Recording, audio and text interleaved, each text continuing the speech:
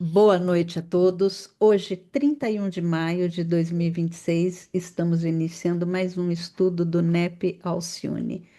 Hoje, nosso estudo é com Paulo, primeira carta aos Coríntios, capítulo 7, versículo 9. E o nosso estudo será conduzido pelo nosso querido amigo, irmão João Marcos.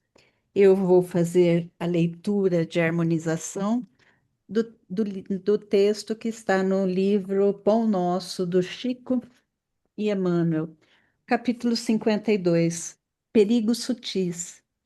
E é um comentário sobre a primeira carta de Paulo aos Coríntios, capítulo 7, capítulo 10, versículo 7.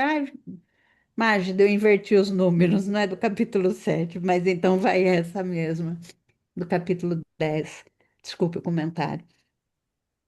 Não façais, pois, idólatras. Paulo, 1 aos Coríntios, capítulo 10, versículo 7.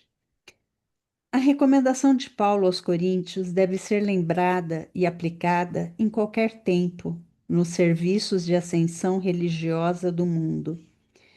É indispensável evitar a idolatria em todas as circunstâncias.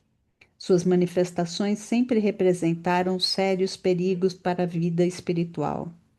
As crenças antigas permanecem repletas de cultos exteriores e de ídolos mortos. O Consolador enviado ao mundo, na venerável missão espiritista, vigiará contra esse venenoso processo de paralisia da alma.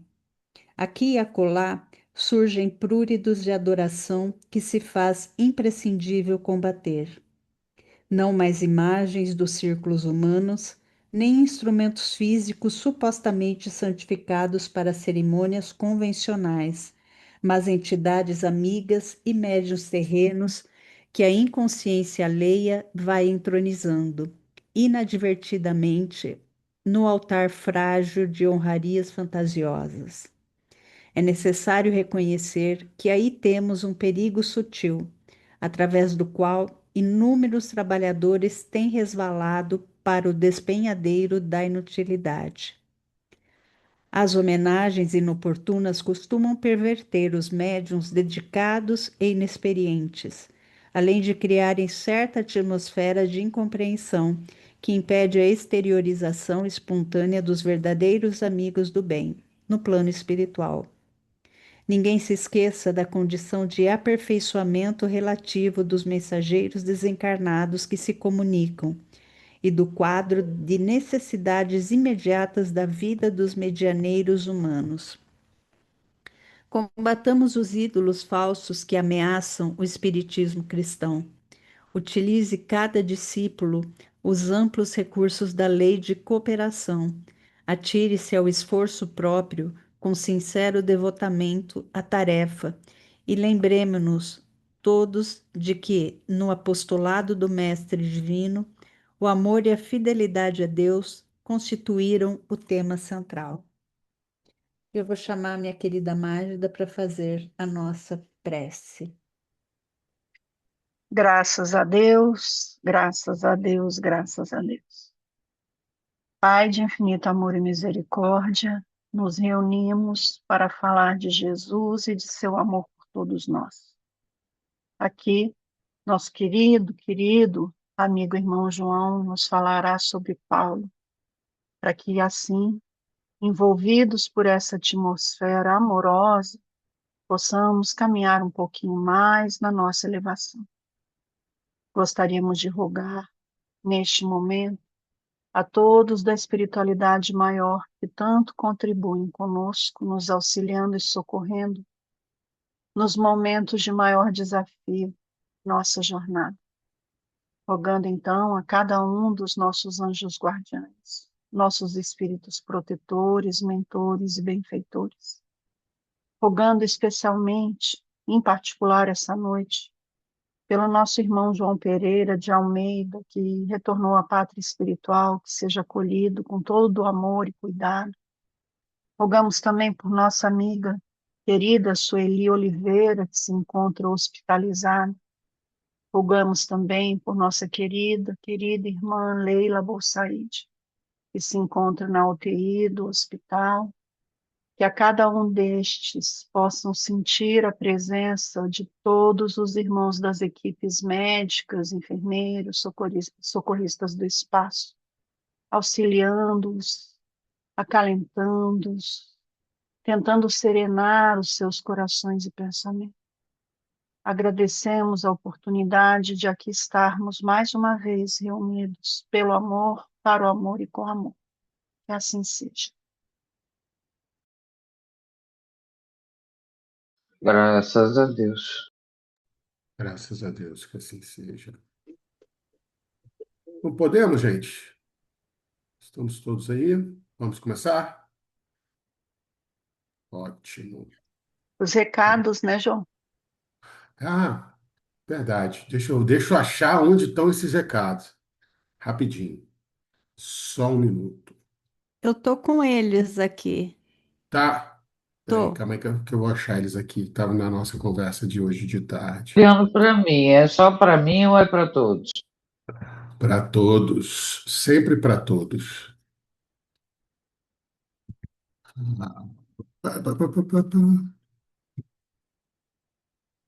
Eu não escutei então o que a Silvia falou.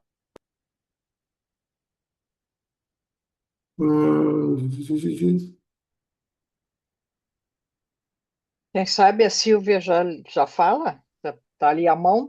Porque eu não estou conseguindo achar na Te conversa o mandei negócio. Vai aí, lá. Já tá João, aqui. Mandou? tá no seu, Mandou mandei. aonde? Opa, peraí. Ah, ó, muito bem, gente. Vou, vou colocar aqui no chat da nossa conversa e vou falar para que a gente possa fazer um combinado no intuito de que nós possamos aproveitar ainda mais a nossa interação enquanto estudantes. Ok? Deixa eu colocar aqui no chat para quem quiser depois analisar com calma, né? São alguns recadinhos para a gente poder, como eu disse, repito, para que fique bem claro, para que todos nós possamos aproveitar ao máximo os nossos estudos, ok? Então, aqui, gente, primeiro recadinho. Aqui, nossos estudos, seja de Paulo, seja de Maria, seja estudos de Vera e Magda. A gente aqui é um espaço de narrativas. Todo mundo que vier trazer sua narrativa é extremamente bem-vindo, né? Eu recebi, em particular, é, alguns comentários de pessoas que gostariam de até falar mais, mas que elas se sentem não inibidas. Qual foi a palavra que elas usaram mesmo? Não foi também fora de contexto, mas eu não vou lembrar a palavra, inclusive as pessoas que usaram. Estrangeiras, Não, também não. estrangeiras. Elas se sentem assim, ainda, como se ainda, que se eu falar a palavra, as pessoas vão se reconhecer, mas elas ainda se acham como se fossem muito iniciantes para falar aqui. E ninguém aqui é iniciante, né? Esse primeiro recado é para o seguinte: aqui não tem resposta certa, aqui não tem resposta errada. Nós todos estamos aqui para aprendermos uns com os outros sobre a sabedoria do Evangelho. Então, cada um de nós é um espírito imortal a uma jornada evolutiva de muito tempo. Então, não duvide que cada um de nós tem uma carga e tem um repertório extremamente interessante para ser partilhado. Então, aqui a gente é um espaço de partilha. Por favor, não se sinta acanhado, não se sinta iniciante, não se sinta, nós somos todos espíritos imortais jornadeando. Então, cada um de nós tem um saber importantíssimo que pode ser partilhado. E isso leva a gente ao nosso segundo recadinho, nosso segundo combinado. Todo mundo pode e deve falar. Todo mundo que sentir seu coração inclinado, fale. Até porque existe uma premissa psicoterápica que quando você fala, você é o primeiro a se escutar. E quando você se escuta, você inicia o processo de cura. Então, a única coisa, e geralmente depois que a gente deixa esses dois combinados bem claros, as pessoas começam a querer falar de verdade. Então, a gente só vai pedir duas coisas: uma organização no falar, né? Vamos sempre pedir para as pessoas levantarem a mão, ou como eu não vou enxergar, João, ó, quero falar, para a gente ter uma organização, uma fila, vamos por assim dizer, e a gente observar o tempo de fala de cada um de nós, para que dê tempo de todo mundo poder falar. E lógico, existem debates que vão acontecer entre nós, estudantes, que vão ser mais densos, que vão ser mais complexos e vão se tornar mais prolongados pela natureza da temática do debate. Eu sugiro que esses debates, quando forem mais densos, quando forem mais complexos, a gente leve para o nosso grupo do WhatsApp, porque aí a gente pode ficar interagindo nesses debates que são mais densos e complexos por muito tempo, né? E aí todo mundo vai poder opinar. O espaço do WhatsApp é um espaço mais democrático e é ad infinito. Lá a gente pode usar sem pressa para demorar, sem pressa de querer acabar a conversa. E lógico, se por acaso houver algum assunto que você tem o coração inclinado a falar, se angustiou, quer partilhar, mas não é devidamente um assunto próprio para ser explanado com o grupo todo, pode me procurar em particular, eu estou me oferecendo para você contar, para você poder debater algo que seja mais sensível, algo que seja mais íntimo, algo que seja mais recatado. Quem quiser, puder ou precisar, pode me procurar depois dos estudos no particular para a gente debater assuntos mais sensíveis. Ok? Esses são os recadinhos que a gente está começando a adotar com duas intenções principais. Uma, que a experiência do nosso estudo do NEP-Alcine seja cada vez mais prazerosa para todos. E, lógico, quando a gente combina, não sai caro. Existe uma premissa neurobiológica que quando você já sabe o que esperar, você se sente você se sente obrigatoriamente mais à vontade.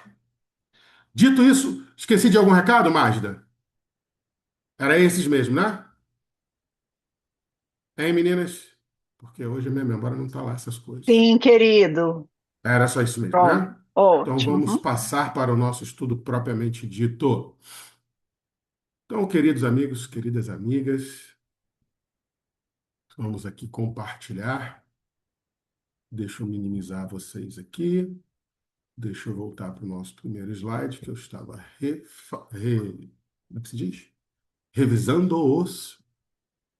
E hoje nós vamos dar sequência ao nosso estudo da primeira epístola de Paulo aos Coríntios, no seu capítulo 7, versículo 9, onde Paulo diz, segundo a nova versão internacional, a tradução chamada NVI, uma das mais aceitas pela academia, mas se não conseguem controlar-se, devem casar-se, pois é melhor casar-se do que ficar ardendo em desejo. Mas, de antemão, eu já vou dar para vocês a tradução ampliada dentro de uma perspectiva de ciências da religião.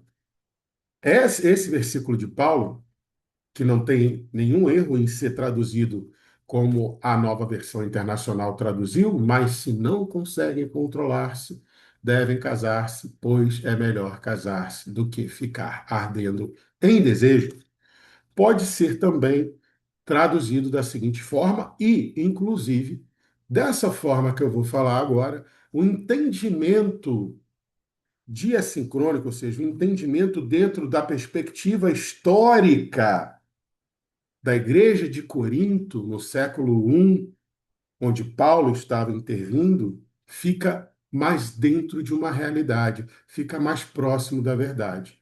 E essa tradução mais ampliada seria: mas, se não conseguem exercer o autodomínio integrativo sobre a sua biologia, que entrem na estrutura protetora da aliança matrimonial, pois é terapeuticamente superior integrar o desejo do que ser consumido pela inflamação neurótica da repressão, da inflamação adoecedora. Neurótica é uma palavra que não existia na época de Paulo.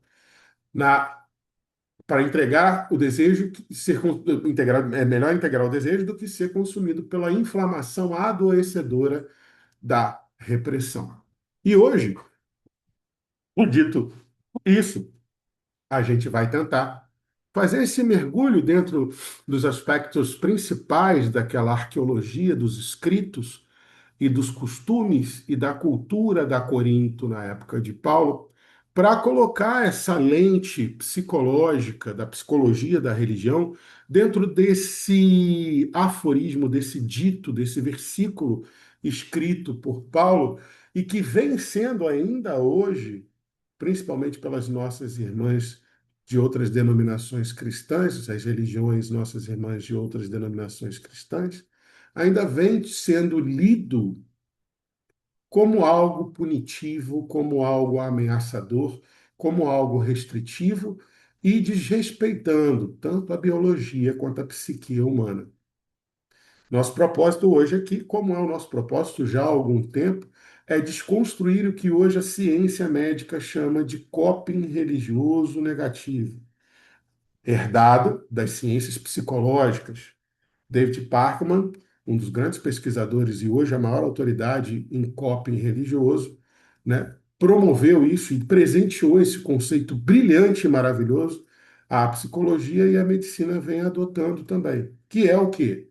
É quando você interpreta os aspectos religiosos de maneira adoecedora.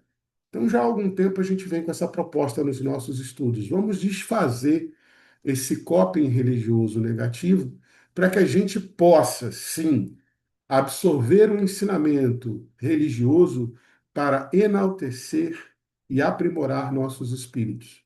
E com isso, hoje a gente vai contar também com a ajuda do nosso querido Emmanuel, trazendo seus ensinamentos também no meio do nosso estudo de hoje. Gente, perdão, mas tá assim o dia inteiro, então não é agora que anoiteceu e a gripe dá uma pioradinha que a tosse vai dar trégua, não. Nem a Sushi tá querendo dar trégua hoje, tadinho. Toda vez que eu tuço, ela sobe na mesa para ver se está tudo bem comigo. Mas vamos lá. Paulo começa falando sobre essa dor visceral, né? Ele usa uma palavra típica do grego chamado pirostai, né? Que quer se dizer incendiado, ou no caso, é incendiando, é gerúndio, né? É um ato que começou e continua incendiando quando fala de algo externo, ou inflamando quando fala de algo interno. Mas essa palavra que Paulo usa no versículo, pirostai, né, do que arder, mais vale casar-se do que ficar ardendo, ela é uma palavra que sempre tem uma intensidade que promove, convida ou impõe para o sujeito um teste e ou uma transformação. Então, quando Paulo fala dessa dor visceral, do arder-se, e obviamente Paulo estava falando sobre o arder-se em desejos biológicos, carnais, hormonais,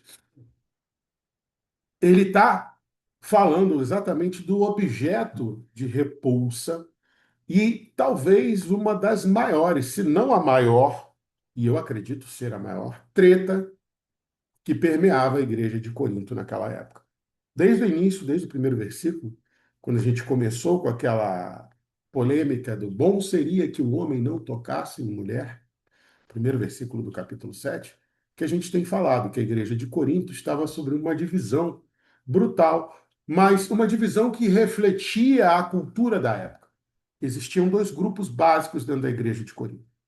Um grupo que pregava a dialética ou o dualismo platônico estoico, que acreditava que ali, naquele momento, naquela reencarnação, dado os grandes avanços da cultura helênica, por algum motivo, essas pessoas acreditavam que estavam prontas já para a vida espiritual.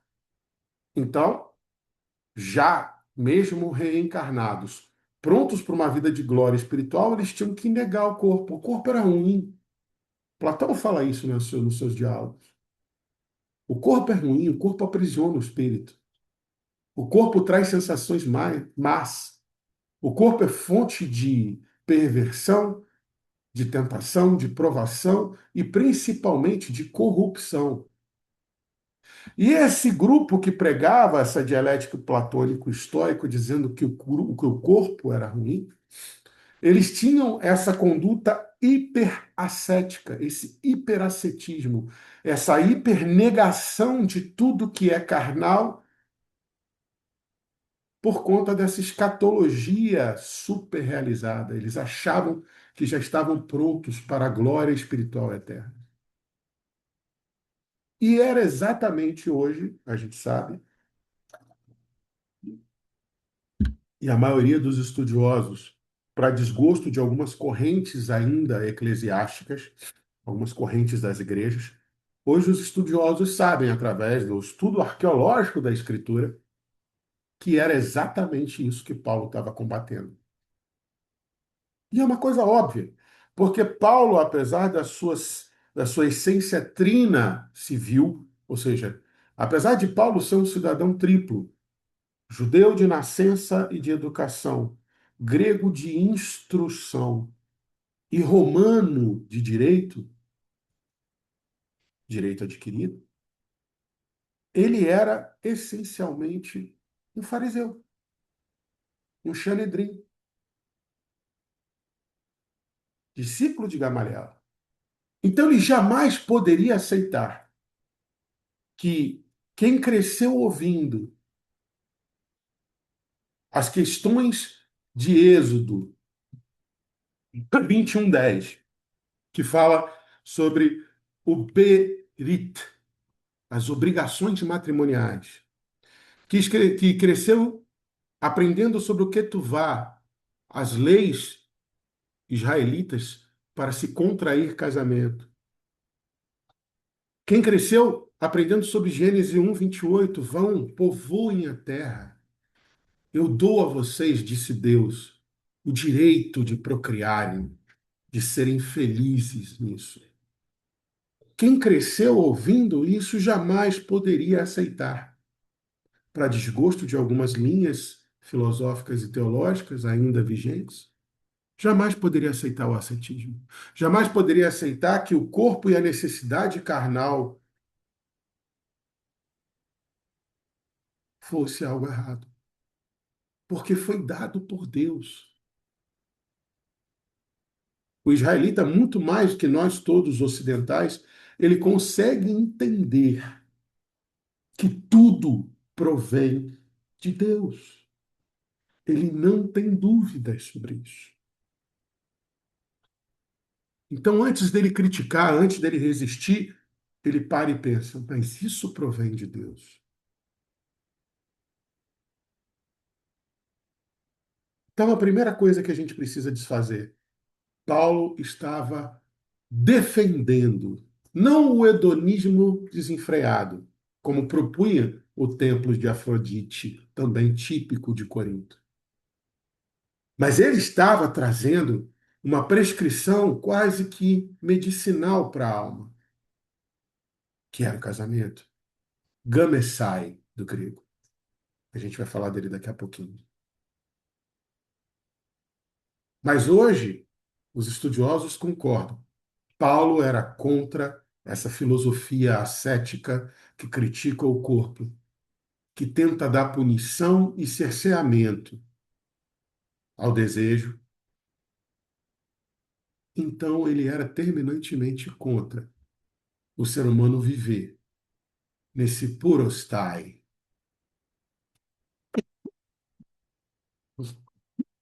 nessa inflamação interna, sofrível, fruto dessa repressão, fruto da imposição da culpa. Você não pode estar desejando, porque o desejo reflete o quanto o seu espírito está sendo corrompido pelo seu corpo. E o que eu faço com os meus hormônios? A doutrina espírita Fica, nos dá notícia. fica se corroendo em depressão, né? Exatamente, exatamente. E A ainda doutrina, por cima, não pode, se ficar viúvo ou divorciado, não pode se casar novamente, procurar uma nova vida. muita gente interpretou dessa forma aqueles 2 versículos atrás, quando ele fala: era bom para os solteiros e as viúvas serem como eu sou. Todas interpretações de coping negativo, punitivas, culpabilizantes. A consequência de você se permitir viver dessa forma, sob essa promessa escatológica, essa promessa futura de que não, se eu conseguir me manter assim, eu vou viver na morada dos deuses. Lembrando, a igreja de Corinto era muito mais gentílica do que israelita. E aí, isso ia gerando neurose, isso ia gerando adoecimento, muito mais do que santidade. Cultivar esse tipo de pensamento levava as pessoas, na época medieval, a cometerem as maiores atrocidades de flagelação autoflagelativa e heteroflagelativa, flagelar o outro. Perversões sem tamanho. Então, Paulo, como um bom israelita, um espírito convertido pelo Mestre Jesus e auxiliado por Abigail e Gesiel, Estevão, ele não estava atuando como juiz moral. Jamais. Mais de uma vez eu já falei isso aqui e vou repetir quantas forem necessárias. Nós precisamos desconstruir o Paulo que carrega a espada, como é clássica a imagem dele na Igreja Católica.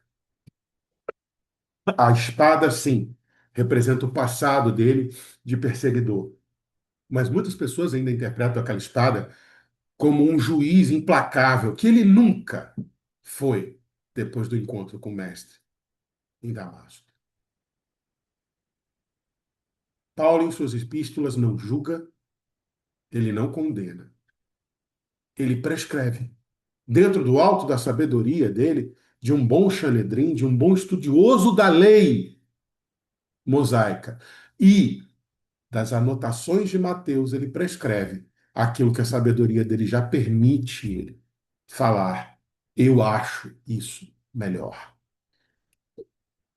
Só relembrando também, Paulo, como eu já disse, só repetindo, cidadão trino, judeu, grego, romano, que encara esse cenário da igreja de Corinto, cosmopolita, uma cidade com 2 portos, um templo de Afrodite, comércio, dinheiro rodando solto.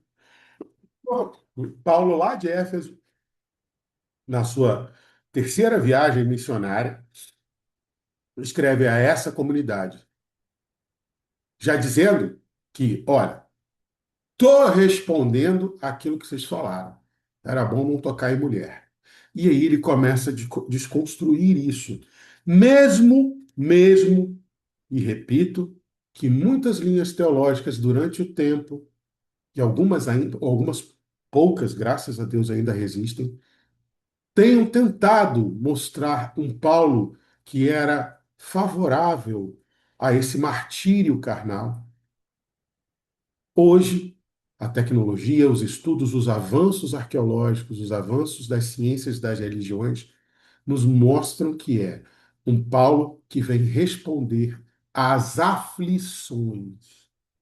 Um Paulo que tenta responder às aflições de um povo que queria uma reforma íntima, que queria se transformar, um povo que queria entender Jesus e o Evangelho.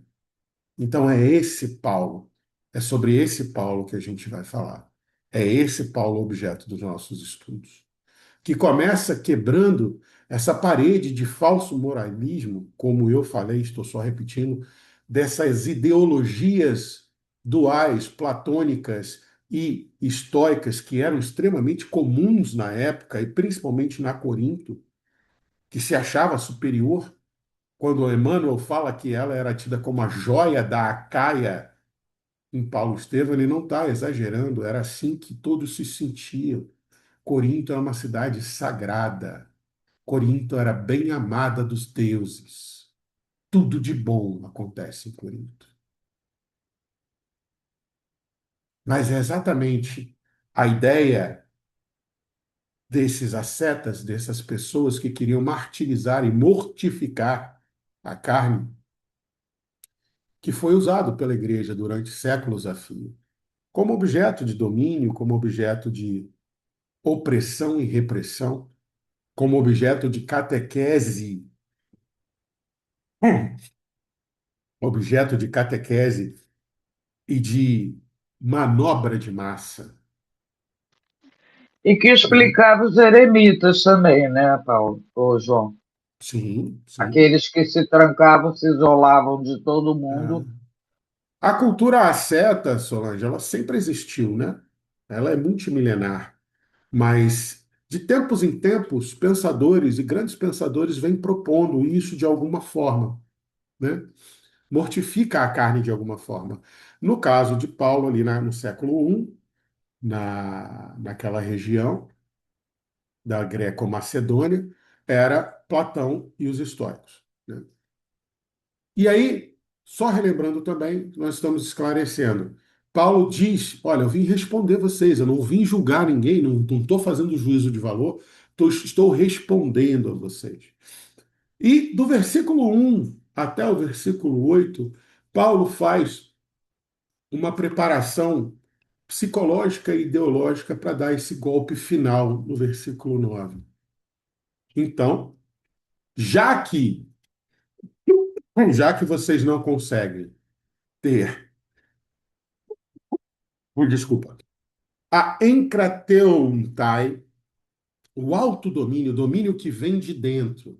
A tradução mais fiel no grego antigo é o domínio que vem de dentro. É exercer enkrateuontai, é exercer o domínio que vem de dentro. Já que vocês não conseguem, né, já que não é nosso, já que isso não é próprio dos espíritos reencarnados no planeta Terra hoje, é melhor contrair o matrimônio, é melhor casar do que se manter nesse duelo, nesse embate, nesta guerra interna entre você reprimir, tentar reprimir e ter que suportar a sua biologia. É tão sério isso, gente. E essa questão do desejo foi tão pervertida e tão anulada, tão mal conduzida por nós ocidentais, desde que o evangelho se instituiu no planeta Terra, que quando a gente vai lá em Êxodo 21:10, cultura judaica, e lembrando, Jesus, antes de qualquer coisa, o Jesus, espírito encarnado no planeta Terra, era judeu, escolheu reencarnar entre os judeus. Na cultura judaica, está lá em Êxodo 21:10, o berish, o contrato, o pacto em respeito a Deus de contração do matrimônio, previa para o homem três condições inalienáveis. Ou seja, obrigatório, inquestionável. Tinha que cumprir a maestria, porque representava o seu compromisso com Deus através da aliança de um matrimônio com a sua esposa. Então preste atenção na gravidade disso. Esses três crescidos do Berist eram como um homem demonstraria para Deus o compromisso dele com a aliança que Deus permitia que nós contraíssemos através da união homem e mulher. Eram três: sustento e alimento, que era chamado she'er, o kesut, que era o vestuário, e o onar, que eram os direitos conjugais, principalmente de intimidade sexual, direitos da mulher ter. a intimidade e o desejo dela satisfeito pelo seu esposo.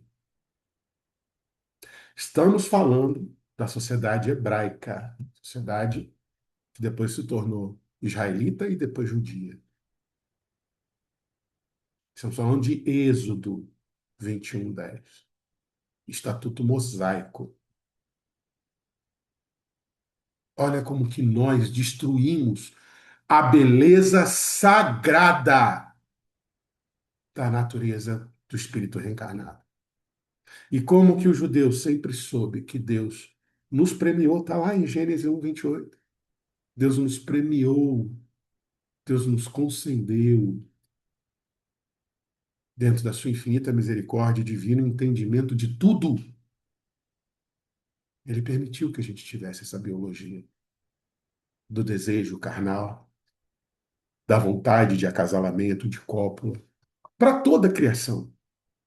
A nossa só tem uma cereja em cima do bolo, que é a racionalidade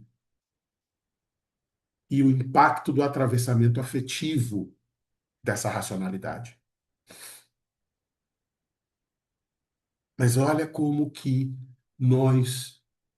porque nós reencarnamos fazendo esse processo. E agora estamos reencarnando, tentando desfazer esse processo. Como que nós aniquilamos a beleza, como Freud chamou, pulsional da nossa biologia, essa energia linda que abaixo da vontade de Deus é a única coisa que eu tenho notícia de que possa criar uma vida, que é essa nossa energia erótica, a energia sexual. Olha como é que nós viemos destruindo isso. Em prol do quê? Obediência cega, massa de manobra de interesses eclesiásticos.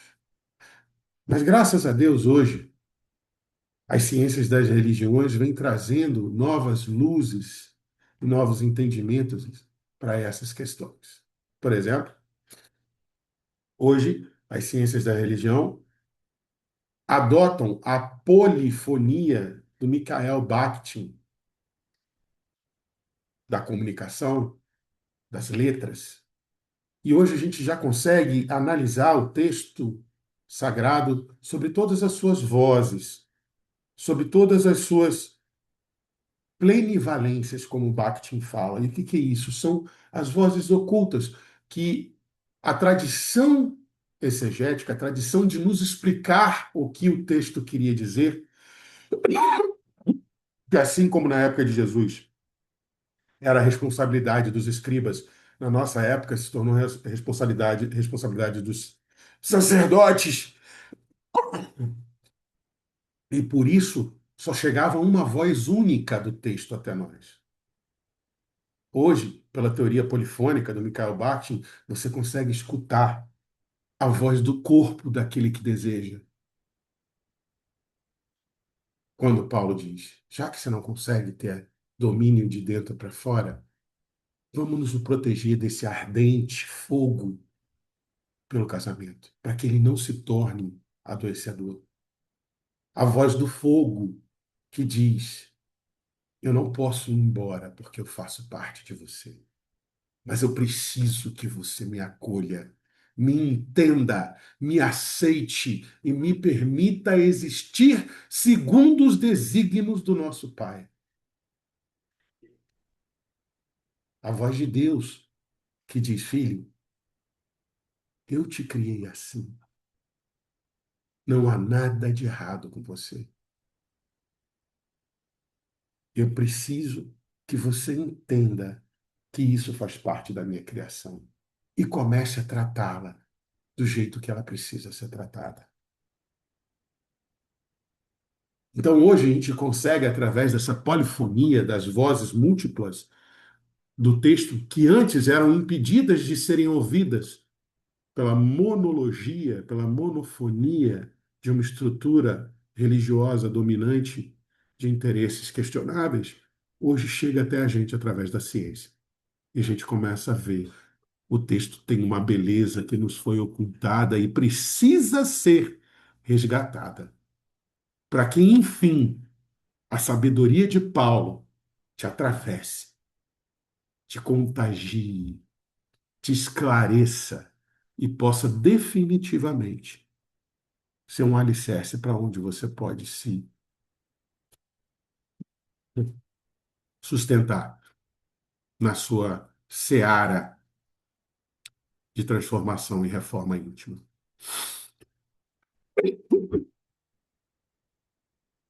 E aí, gente, trazendo só um pouquinho das camadas do Pardês, né, aquele método que a gente sempre usa de explicação dos textos, que a cultura judaica usa para entender as escrituras sagradas. Vamos começar pelo primeiro degrau, chamado Peshat, ou Pesat. É o que é. Pesat é o nível literal, o que está escrito. Está escrito que só o Gamessai, o casamento, consegue adentrar o Berit, o pacto, o acordo, o compromisso que você vai assumir perante Deus, para que falto de encrateontosai, de domínio interno, eu não transforme o meu pirostai, o meu fogo ardente da carne, em algo adoecedor. Somente pela filosofia, e aí está a grande jogada. Paulo sabia que lidava com uma comunidade gentílica que era regida pela legislação greco-romana, legislação puramente materialista, legislação que não via nenhum toque de beleza, nem nada sagrado no matrimônio. Eram duas pessoas que decidiram, ou decidiram por elas, que elas viveriam juntas para poder manter terra, posses, interesses familiares, transmissão de legado, sobrenomes. Mas a lógica israelita, apesar de também ver isso, a lógica israelita tinha um algo a mais. Ela tinha a questão de como você demonstraria através do que tu vá da estrutura contratual jurídica da cultura judaica, como que você mostraria o seu berit, o seu compromisso com Deus. Então Paulo tenta colocar quando ele fala, olha, já que a gente não tem controle interno, para que a gente não torne o nosso fogo carnal em adoecedor, vamos seguir a lógica do berit, do casamento segundo o compromisso israelita com Deus. Era isso que Paulo tentava. E por isso que nos versículos anteriores ele choca a comunidade dizendo assim, olha, não pense você, homem, que você é dono do seu corpo. Não, o dono do seu corpo é sua esposa e vice-versa. Não fiquem separados muito tempo, a não ser que seja para serviço da igreja, porque senão Satanás vai tentar vocês. O homem não nega à mulher o que é dela de direito. Ele chocou a sociedade. Como assim? Não, peraí. Você deve estar falando do homem, não é não, Paulo? Não. Se vocês observarem o texto de Paulo com essa camada de profundidade entre os versículos 1 e 9, você vai perceber que Paulo faz uma defesa apologética israelita para as mulheres. Ao contrário do que sempre se pensou, Paulo é um misógino. Não, não.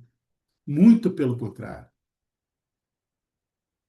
E aí, você munido desses aspectos históricos que te dão direito de pensar além do óbvio, você pode adentrar o segundo degrau, o remês.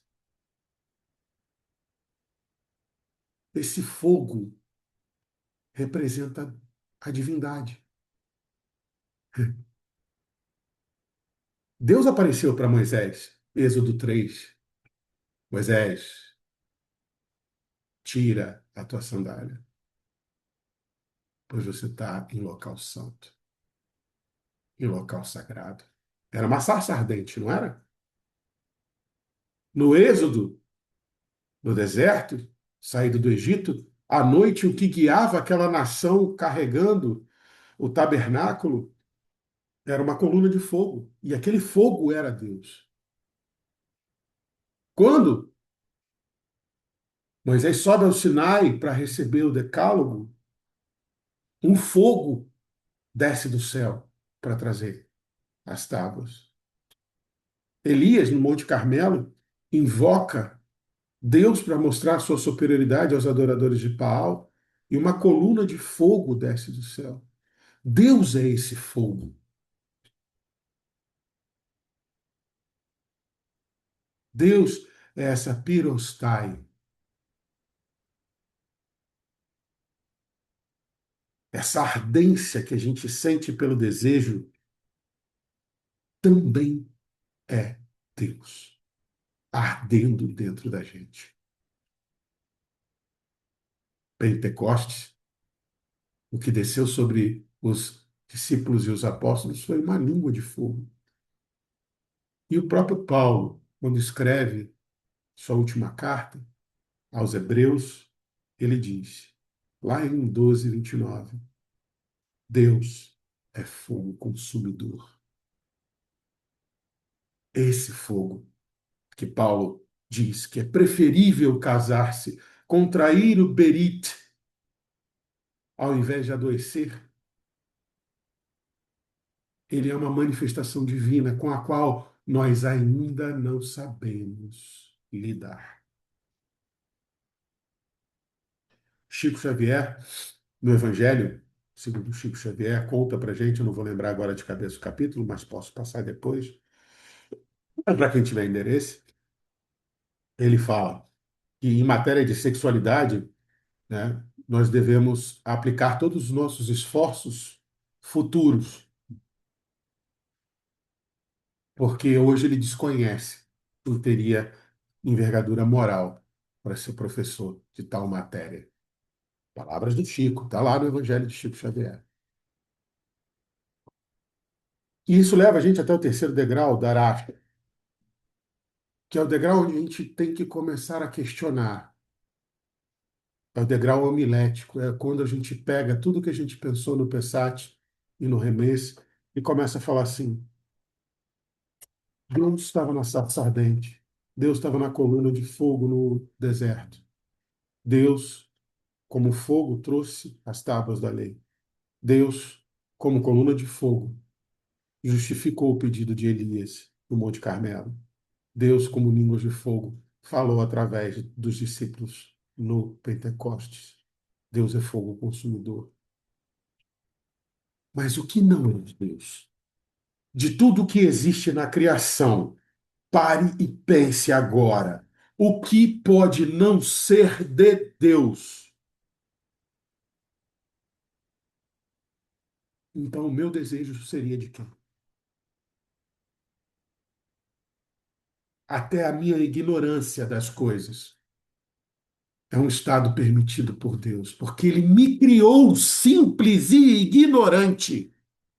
Ele me criou simples e ignorante. Até a minha ignorância é de Deus. Então, o que não é de Deus? E se você concordar comigo que tudo é de Deus, a segunda pergunta se torna um pouco mais ardida para a gente. Então, Deus é sádico em te fazer sofrer pela sua ignorância. Esse arder que Paulo traz para a gente, que causa adoecimento, é um sadismo de Deus. Deus gosta de ver você ardendo em fogo, desejo, raiva, ódio, mágoa, para o seu bel prazer. Deus pode ser sádico. Nunca. E isso, e isso leva a gente a uma pergunta muito óbvia, Solange.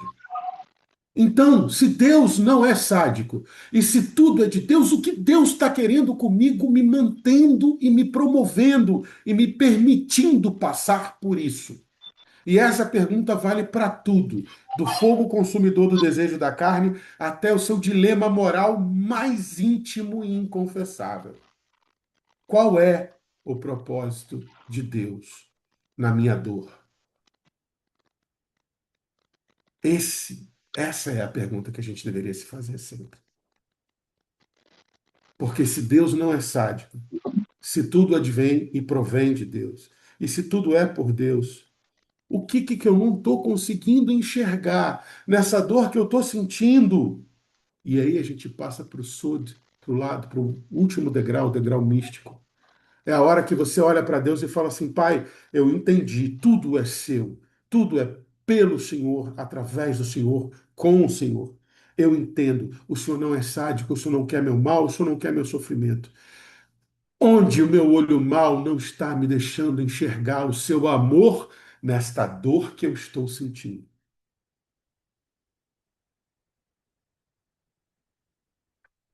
E aí eu te pergunto, hoje,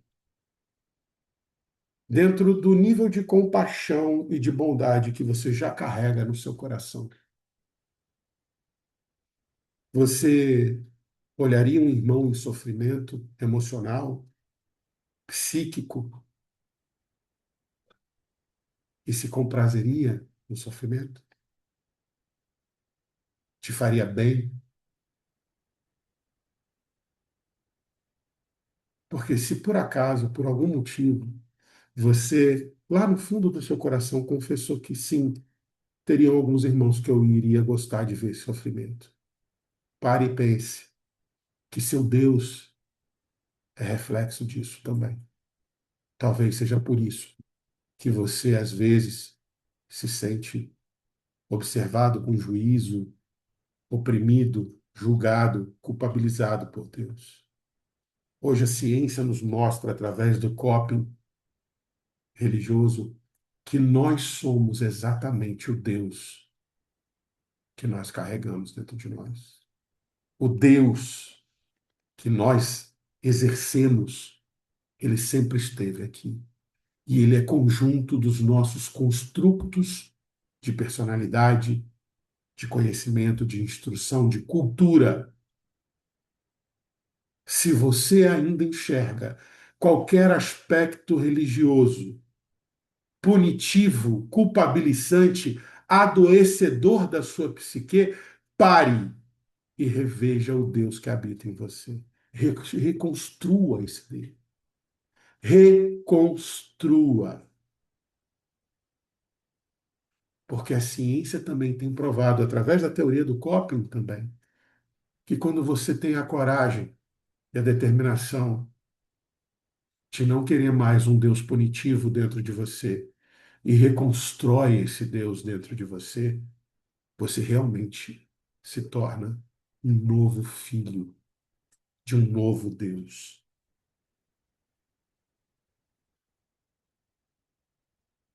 E aí eu lembro das palavras de Emmanuel no prefácio do Vida e Sexo, naquela parte final onde ele é brilhante quando diz assim: em matéria de sexo, o que a gente pode fazer hoje na condição que nós nos encontramos? Ele fala: não proíba, eduque. Não faça abstinência imposta, ascetismo cruel, celibato sem propósito. Tenha um emprego digno e respeitoso para você, para o outro, para Deus. Não tenha indisciplinas sexuais. Não se permita ser indisciplinado nem para mais e nem para menos. Aprenda a ter esse controle. Aprenda a ter esse enkrateuontai que Paulo fala. Esse domínio que nasce de dentro e consegue ir dominando de dentro para fora. E principalmente, Emmanuel nos lembra, nada de impulso livre. Sexo é responsabilidade. E lembrando, Freud nos ensinou muito sabiamente que sexo é tudo. Todas as relações têm uma fundamentação sexual. O ato copulatório em si é só o meio do caminho. Se achou por um tempo que era até o ápice, mas não, é o meio do caminho, porque tem toda uma construção depois, toda uma construção anterior e toda uma construção depois. E Emmanuel nos lembra em Vida e Sexo inteiro a responsabilidade daqueles que tropeçam por serem incautos nessa força, e eu repito, que abaixo de Deus É a única força que eu conheço capaz de gerar uma vida. Então, talvez a força genésica, a força sexual, a força da nossa erótica seja a coisa que mais nos assemelha a Deus e a coisa que nós menos sabemos usar, segundo o nosso entendimento da lei divina. E a partir de hoje eu convido todos vocês a pararem de lutar contra qualquer que seja de aspecto da sua humanidade, seja qual for a ignorância da lei divina que você enxerga em você, pare de lutar contra ela, pare de se culpabilizar, pare de achar que isso te limita. Aquilo que você vê como limitação é a matéria-prima do seu aprimoramento. Tudo aquilo que você cresceu sendo educado a acreditar que era imperfeição é um material de estudo para você se tornar perfeito, para você se aperfeiçoar. Nós precisamos reaprender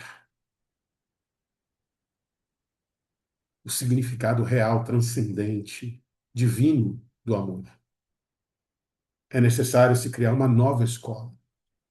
E acreditem, voltando do CONUPS, lá em Juiz de Fora, semana passada, eu comentei com a Silvinha, eu estou voltando extremamente mexido, porque lá eu vi que a ciência está começando a se debruçar sobre a necessidade do espírito reaprender a amar a si, ao outro e a Deus. Então, o convite maior de hoje, meus irmãos, minhas irmãs, é a gente assumir essa responsabilidade, como Emmanuel fala, de construir essas represas afetivas, para que a gente possa manejar o movimento das águas do desejo que existe em nós. E tirar de uma vez por todas do nosso olho mau qualquer aspecto que nos faça pensar, nem que seja por um instante, que qualquer coisa que provenha do meu corpo possa ser desagradável a Deus, porque foi Ele que criou. Eu só preciso aprender a usar cada vez mais e cada vez melhor dentro do meu entendimento da lei divina. E até isso Deus respeita na gente. A doutrina espírita nos ensina que sim, realmente é melhor casar, como diz o apóstolo Paulo. Ela diz que o casamento é, inclusive, lá entre as questões 695 e 699 do Livro dos Espíritos, ela fala que, inclusive, o casamento é um sinal de progresso, de evolução social. E responde a Kardec quando ele pergunta se for houvesse uma dissolução da estrutura do casamento enquanto o Estatuto Civil, como seria? E o Espírito da Verdade responde, seria uma recrudescência à animalidade, porque todas as dificuldades que a gente tem perante a união matrimonial e viver em matrimônio são fruto da nossa extrema materialidade e nossa dificuldade de superar o egoísmo. Paulo estava combatendo o ascetismo e combatendo o hedonismo. Ele estava prescrevendo para nós a saída mais limpa, mais viável, mais equilibradora e mais salutar para o espírito. Emmanuel nos lembra, é necessário disciplinar essa energia, disciplinar a energia sexual. Ou como ele mesmo fala lá naquele livrinho singelo e muito interessante, chamado Chico, os hippies, dos hippies aos problemas do mundo. Lá no capítulo 27, é um livro de entrevistas, no capítulo 27, intitulado Amor Livre e Jogos, Emmanuel solta essa pérola. O amor vindo de Deus é livre, sim, mas no sexo, o amor precisa de represas para que não faça uma inundação destrutiva dos afetos. E aí eu pergunto para vocês, em nossas próprias vidas, em todas as instituições e relações que nós temos, e lembrando, tudo aqui ultrapassa a barreira do sexo, sexo enquanto ato copulativo.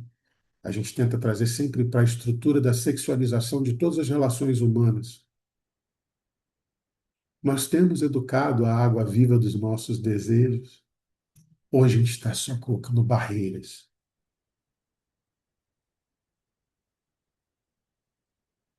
Não adianta, como Emmanuel fala para a gente, fazer uma barreira, fazer uma contenção para que as águas dos nossos desejos tenham o devido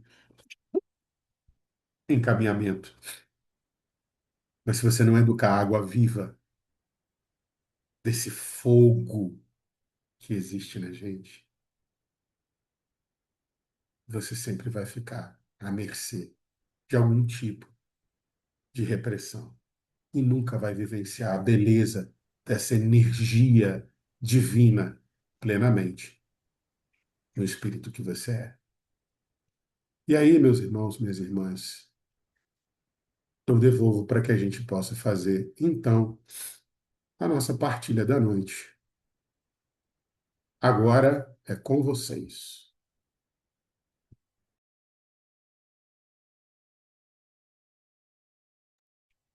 Solange levantou a mão. Tá? Por favor, Solange. Eu estava pensando aqui, termina aquela coisa de que hebreu só pode casar com hebreu, né? Então, termina aquela coisa do israelita, do hebreu, que só pode casar dentro da religião, porque, de certa forma, se ele for uma pessoa honesta, trabalhadora, etc., ou ela, haveria a possibilidade da união. Não há necessidade de um sacerdote oficialmente para fazer o casamento.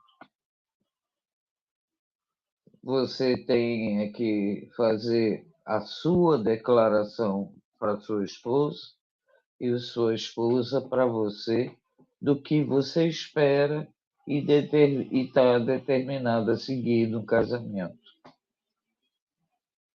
Que é aqueles votos que os americanos usam muito, né? Na hora do casamento, porém com pastores, né? Termina aquele monopólio, porque Corinto era na Grécia, então já era um povo que não era hebreu de raça inicialmente. Então, a gente não pode confundir cristão com hebreu. Porque Paulo, quando vai a Corinto, ele vai não procurando apenas os hebreus, procurando os gentios, que não eram hebreus. Né? Inclusive, a igreja era prioritariamente gentílica, né? Os hebreus que conseguiram, que aderiram à igreja de Corinto foram poucos. Foram bem poucos. Sim, e ainda tinha essa discussão que vem lá, sei lá, de trás, lá de Pitágoras, eu acho, essas teorias e tudo mais, né? Então é uma coisa assim que é muito mais libertador.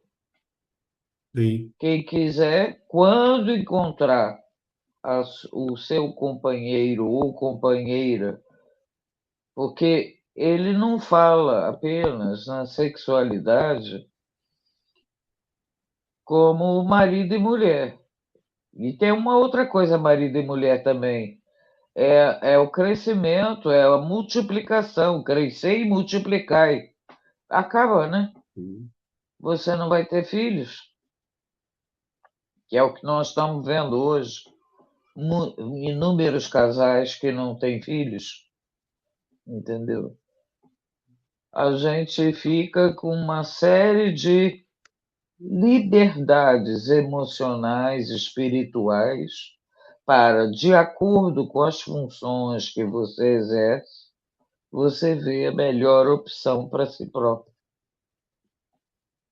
E de acordo com as necessidades do seu corpo e do seu espírito, para não criar sofrimento. Que Sim. aí não é Inclusive, dor, é sofrimento.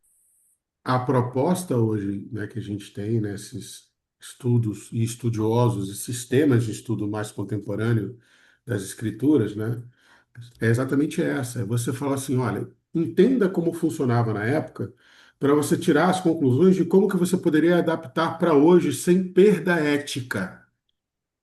Hoje você quase não fala mais, Solange, em moral dentro das ciências da religião. Porque graças a Deus, oh, eu vivi para ver esse dia. As pessoas dentro da academia entenderam que moral, à luz da filosofia, é algo individual, é a sua relação com o sagrado. Quando a minha moral e a sua moral precisam conviver e coexistir, aí nasce a ética. Então, religião nunca foi algo moralizante, é algo ético. E aí a gente tem que fazer um meia-culpa, porque até mesmo o nosso codificador, o nosso mestre leonês, usa a palavra moral, que aliás era extremamente usada e tinha um peso totalmente diferenciado na época dele. Mas a religião, enquanto manifesto espiritual e não instituição gregária, ela não é moralizante, ela é ética. A moral eu preciso buscar dentro do escopo do compêndio, do códex religioso que eu abraço. Esse é o problema. Como a gente ainda tem, somos ainda dependentes dos escribas contemporâneos, e não é porque somos espíritas que deixamos de fazer isso, a gente ainda precisa muito de um escriba me explicar. E aí, quando você se contenta ou para no estágio de somente receber passivamente a instrução religiosa, você se moraliza, mas se moraliza não pelo seu racional, não pela sua capacidade. Se moraliza como um Você prosélito. decora. Você se torna um Só prosélito. interrompendo, João, um Diga, pouquinho, a Verinha já está com a mão fala aí. levantada, já tem um tempinho. Diga Ótimo, aí, Verinha. perfeito. Vai, Verinha. Não, tranquilo. Eu estava pensando mais no estágio evolutivo, né? O, nós fomos criados simples e ignorantes, como o João lembrou, né? E nós passamos por uma evolução, né? É, como diz lá a frase do Leon Denis, né? A alma dorme no mineral, sonha no vegetal, Tá, agita-se no animal para acordar no homem. sim. E nós estamos nesse meio, entre o agita e o acorda, né? Ainda somos muito extintos. E a própria religião, pela ignorância do ser, né, que há pouco começou a usar o raciocínio, a lógica, a compreender, causa sofrimento. Então, a interpretação, a dúvida, a incerteza, e o que Paulo falava também, gente, era do transtorno que a sexualidade causa na psique e em tudo que é meio. Transforma. Os seres humanos se transformam em animais extremamente violentos por causa de uma sexualidade não entendida, não direcionada, não bem utilizada, não aceita. Por isso que a gente tem um monte de casos hoje em dia, mas extremamente assustadores, por causa dessa ainda animalidade, instinto. E as religiões têm os religiosos, que estão no mesmo patamar da humanidade inteira. Então, ainda falta muito chão para a gente compreender a nós mesmos, a como o nosso corpo funciona, a entender que se o nosso corpo funciona dessa maneira, ele sim é obra de Deus. A gente, olha a criatividade do cara. Ele Uhum. criou os seres humanos com dois corpos diferentes para que o próprio ser humano, através da sexualidade, através do sexo, consiga dar espaço e oportunidade para reencarnações, para a própria evolução nossa. Eu já fui possivelmente lá meu tataravô, que se não tivesse dado oportunidade, e aquilo vem rodando, a tua própria encarnação. Então, é, novamente, a gente roda, a gente está que nem cachorro correndo atrás do rabo. É, de novo, orgulho e a vaidade. E o orgulho vai lá e diz que é assim, porque eu sei o que Deus quis dizer. E a gente está vendo aí ao longo dos séculos o quanto o pensamento da humanidade vai mudando. E hoje, os casos de feminicídio, de violência, gente, é total descontrole de ser humano. Ele não aceita. Aquelas pessoas que não aceitam uma recusa, uma negativa, e aí vão partindo para a violência. Bom, só estava pensando na evolução do ser humano. Eu Tá, estou aqui tá no mesmo.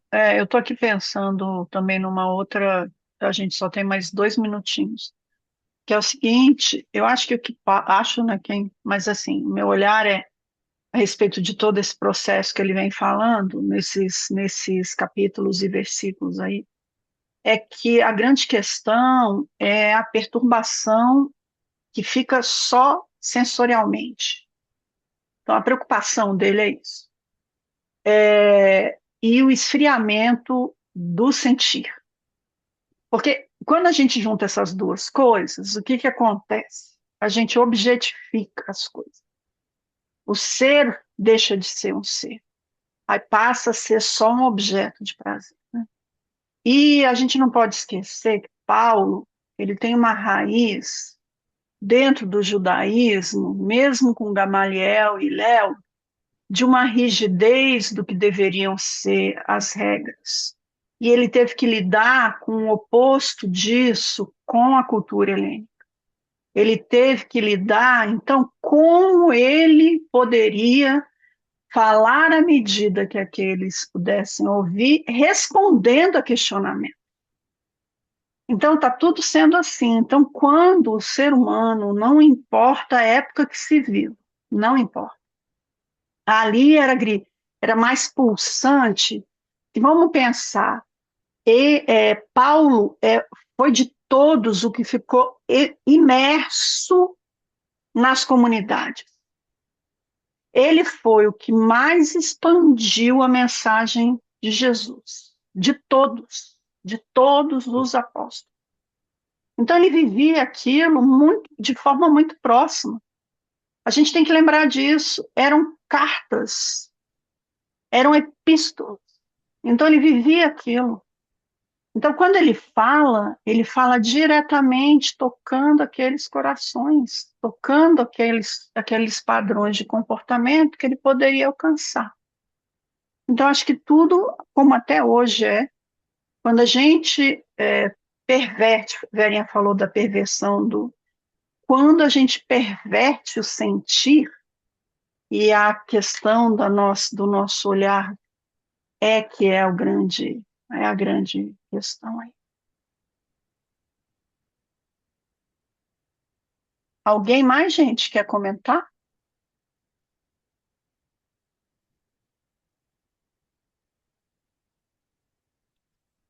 A gente tem uns minutinhos aí. Quem quiser se animar a falar aí, pode ficar à vontade, tá?